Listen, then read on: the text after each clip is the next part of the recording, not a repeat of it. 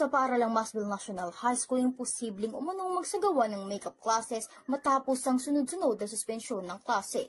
Netong nakarang linggo, bunsog ng malalakas na pagulan at bagyo. Ngayong araw ay ating nakilamin ang mga sumipin ng ilang guro at mga ilang mag-aaral mula sa Masbel National High School. Hindi imposibleng magpagsasagawa ng makeup classes tuwing Sabado. Tama po natin ngayon si Ginang Arlene. Magandang hapon po, Ginang. Kami po ay narito upang kunin ang inyong opinyon tungkol sa balitang maaaring magkaroon ng makeup classes sa ating paaralan. Magandang araw sa inyo sa ang tawag dito, bumubuo na ang kalatas, tama ba? So, doon sa inyong tanong, no, kung ako ba ay pabor doon sa panukala na magkaroon ng makeup classes.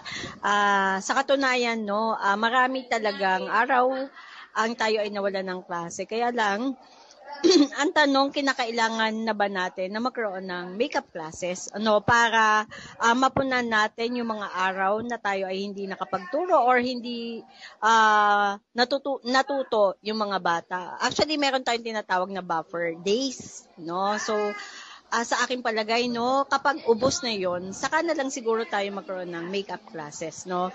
Since ang ibang eskwelahan, katulad ng eskwelahan natin, ay nagkandak naman ng asynchronous classes during the days na tayo ay hindi nagkaroon ng klase.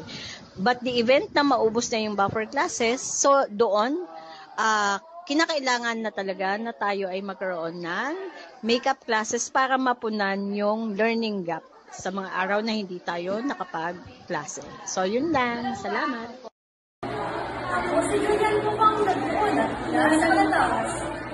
Ang imposibleng makeup classes tuwing Sabado na matugunan ng mga naiwang aralin ng mga mag-aaral, dulot ng mga suspensyong idinulot ng masamang panahon. Ngayon naman ay makakapatayan natin ang isa sa mga mag-aaral ng Masbel National High School. Magandang araw po. Nais lamang po namin malaman kung ano ang masasabi tungkol sa posibilidad na pagkakaroon ng makeup classes tuwing Sabado. Sangayon naman ako doon.